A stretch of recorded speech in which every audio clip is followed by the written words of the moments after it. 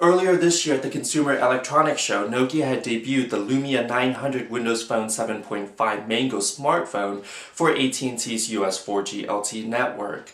Considered as a bigger brother to the Lumia 800, the Lumia 900 is said to be a smartphone that was specifically designed for the US market. With the Lumia 900 following a very successful and highly popular launch of the Lumia 800, can Nokia achieve the same great success it has internationally in the US market? And will Nokia be able to help propel Microsoft's Windows Phone 7.5 platform forward? I'm Chang Wen for Gotta Be Mobile and Notebooks.com. Please join me in this review as we find out more. Here I have the Nokia Lumia 900 in front of me, but before we go ahead and take a look at the phone itself, let's go ahead and take a look at the retail packaging box for the smartphone. Here I have the US retail box for AT&T's US network, and as you can see here, 4G LTE is prominently highlighted on the phone itself, and the phone is displayed on the front box. Unlike with the T-Mobile Lumia 710 and the unlocked Nokia Lumia 800, both reviews are on gottabemobile.com in case you need to refer to them. The Lumia 900 doesn't come with any specialized Nokia packaging and comes in the standard AT&T box.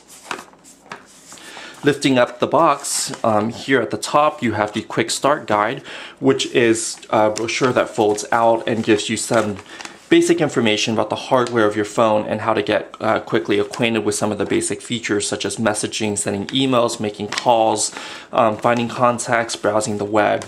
The guide is available in color and folds out. It is printed on both sides. Here at the top you will see this little tray where the Lumia 900 will sit in when the device comes shipped. However, just below that you do have this SIM ejector tool, which you can plug in this pin into the micro SIM card tray on the phone to pop out the micro SIM card. Users will most likely not need to use this tool unless they're swapping a micro SIM card between different phones. Lifting up this tray here, you do have this little pamphlet here which begins your amazing everyday journey with Nokia. This will help you get even more acquainted with your phone, and you can visit nokiasmartstart.com to go ahead and learn more about the Lumia 900 if you're unfamiliar with the phone itself or with the Microsoft Windows Phone 7 platform. Just below that you do have the product and safety information, which most users will probably never read, along with basic accessories such as this USB to micro USB charge and sync cable. It's available in white, and you can plug it into your computer to charge and sync your smartphone with the Zune PC software on a Windows machine or with the Windows Phone 7 connector tool for Mac, both of which are available free. There's also a wall charger for you to quickly charge your phone as well. Unfortunately, unlike with the Lumia 800, it doesn't look like a gel skin is available in the box with the Lumia 900. When I spoke with Nokia, they said that gel cases will be available at AT&T's retail stores when the smartphone launches on April 8th.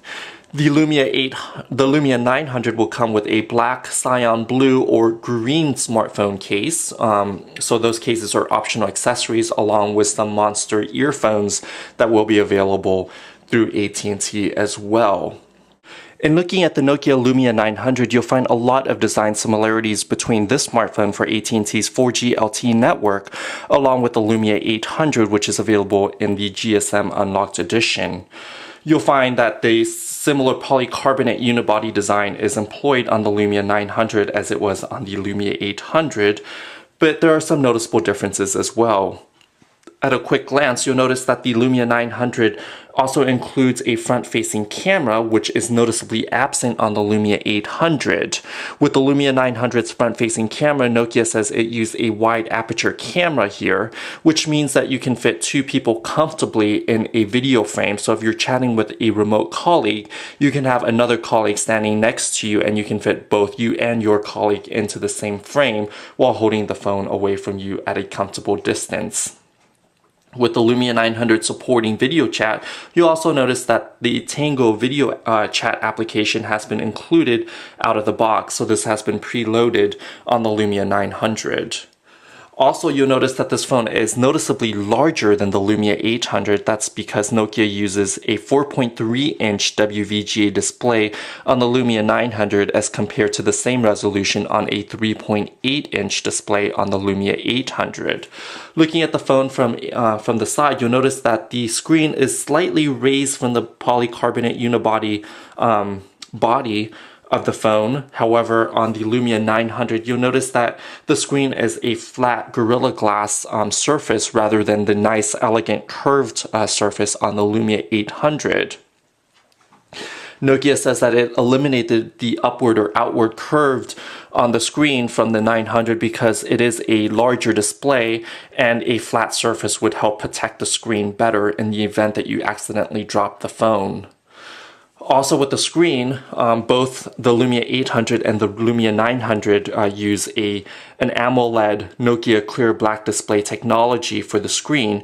However, on the Lumia 900, despite the same WVGA resolution being distributed over a larger surface area, you'll notice that the screen text and images appear quite a bit sharper and crisper on the Lumia 900, and that's because it looks like Nokia stopped using the pentile subpixel arrangement on the Lumia 900 screen as opposed to the Lumia 800 screen. Let's go ahead and start at the top. What you'll notice here wedged between the glass and the polycarbonate unibody design here is the earpiece speaker here at the top of the screen.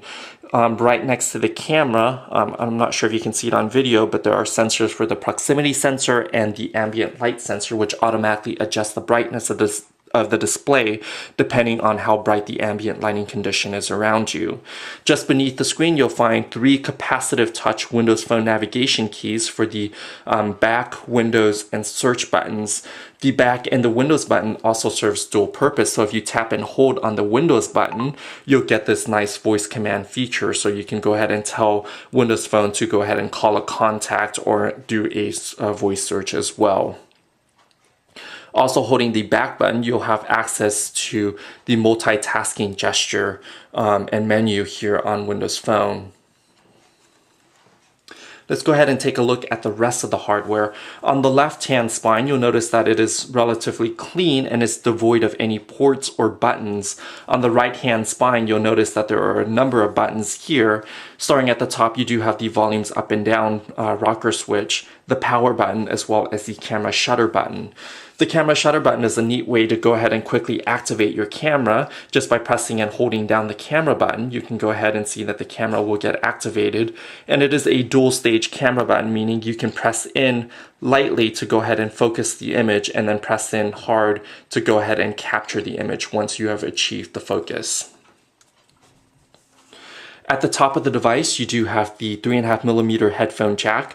This is a noise cancellation microphone, along with an exposed micro USB charging port. Unlike the Lumia 800, which had a covered port, Nokia says that US customers preferred an uncovered port for quick access. So here you do have an uncovered micro USB port.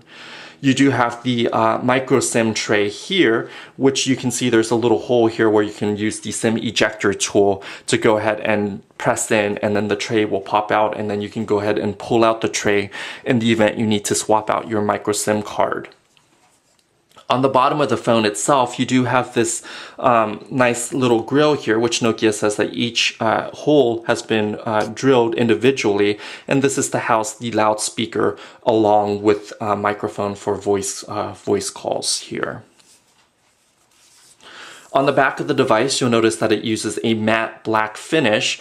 The phone will be available both in matte black and a matte cyan finish at launch on April 8th. Nokia says that a high gloss white finish will accompany the Dual shortly after the original launch. On the back, you do notice that Carl Zeiss is labeled here in this nice little chrome module that houses the 8-megapixel camera. It is a wide angle camera which has a high aperture or a wide aperture, so you can go ahead and capture a lot more if you're seeing around you. There's also a dual LED flash here, and the camera can also record video in 720p HD resolution. The design of the phone itself mirrors that of the Lumia 800, just in a bigger body and with some different nuances that are available on the 900 as well. You can see the tapered end corners here, both at the top and the bottom, and the side edges here are curved and rounded, so it makes it very comfortable to hold the phone. When you're comparing the Lumia 900 to an Android phone like the Motorola Droid Razr Max here, you can see that both devices are roughly about the same height and width. However, the Lumia 900 is a little bit more thick than the Droid Razr Max here from Verizon Wireless.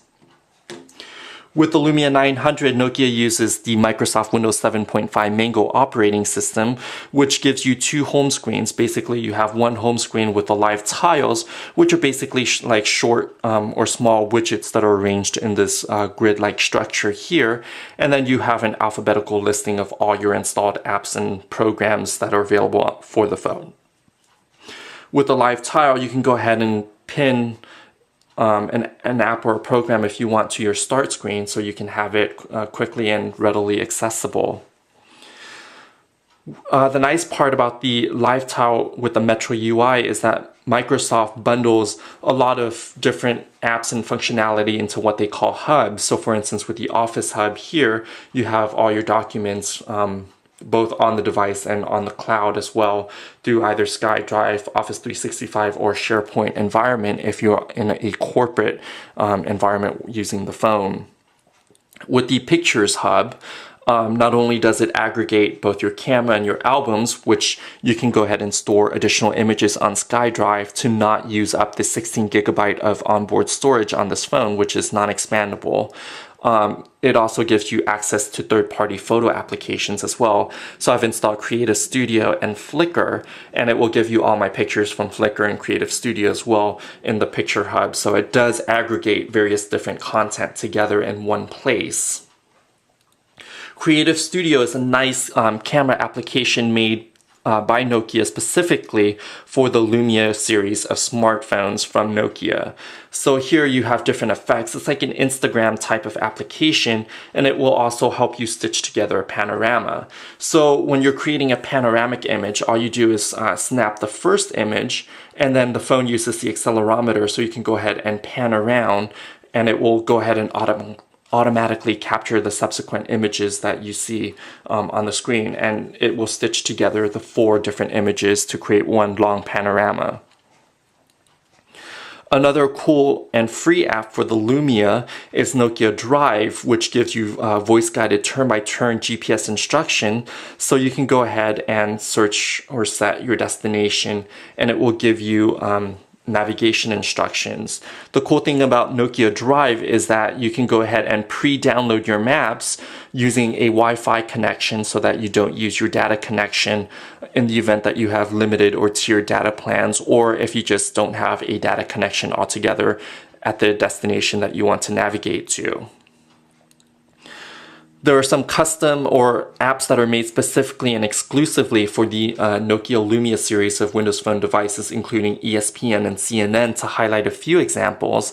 And ESPN is a really cool app that aggregates not only scores, but it uses the Microsoft Windows Phone panoramic home screen design. So you can go ahead and scroll up and down in the scores tab, but if you want additional content, you can swipe horizontally to get to videos or news clips if you want, and then you can go ahead and scroll vertically to find out what's in the news section, for instance. Another neat thing about Windows Phone is that it aggregates all your social networks from Windows Live, Facebook, Twitter, and LinkedIn, so you can have all your notifications for your various different networks and all your friends' postings in one aggregate feed. Another interesting thing is that although that's available there, you can go ahead and download the official Facebook and Twitter applications if you want for Windows Phone as well. So these are some of the quick features on some of the apps and some of the software on Windows Phone 7, and specifically those designed for the Lumia series from Nokia. With an award-winning industrial design and Nokia's weight behind the Windows Phone platform, we can see why developers and users are getting excited about Windows Phone and the Lumia 900 in the US market. With support for 4G LTE network connectivity, strong camera performance, a minimalist and attractive design, along with a finely tuned and efficient operating system that doesn't tax the 1.4 GHz single-core processor, we can see why the Lumia 900 is an attractive device. For consumers, the price at $99 with a 2-year contract is hard to beat, especially when you consider that 4G LTE connectivity is included out of the box, and the Lumia 900 will also support tethering on the device with an appropriate data plan. However, there are some areas where power users may find issues with, such as the fact that the device doesn't offer usable or user removable storage. You'll be stuck with the 16 gigabytes that's on board with the device, but you also have 25 gigabytes of free cloud storage through Microsoft SkyDrive. Also, the device doesn't support a user replaceable battery. However, that shouldn't be too much of a concern, as with 4G LTE turned on the device, you'll be able to still squeeze out a full day of battery life on the Lumia 900. The other issue of concern is that the apps and the ecosystem behind Windows Phone 7 isn't as established as that on the competing platforms such as Google Android with the Play Store and the Apple iPhone with the iOS App Store. On Windows Phone 7, you'll find a lot of titles, and a lot of noteworthy titles have been included to the mix, including Amazon Kindle for ebooks reading, Netflix for video streaming, and of course Angry Birds for gaming. What's noticeably missing, however, is the easy ability for users to rent or purchase movies directly through the Zune marketplace. Right now, you can't purchase, stream, or rent movies using your Zune software on the phone itself. However, those features are still available on the Zune platform on the desktop side, so hopefully it will only be a matter of time before Microsoft expands the ecosystem for Windows Phone 7. That said, with a $99 on a 2-year contract price, the Lumia 900 will make you think twice about spending $200 or more on a high-end smartphone. I'm Chang Wen for Gotta Be Mobile and Notebooks.com. Thanks for watching this review of the Lumia 900, and be sure to visit gottabemobile.com to find out more information.